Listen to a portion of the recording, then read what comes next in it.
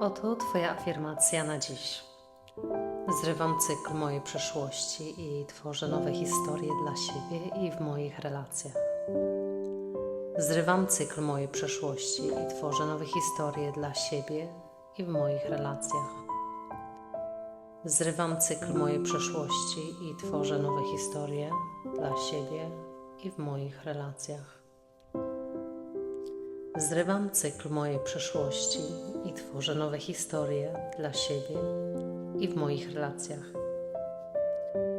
Zrywam cykl mojej przeszłości i tworzę nowe historie dla siebie i w moich relacjach. Zrywam cykl mojej przeszłości i tworzę nowe historie dla siebie i w moich relacjach.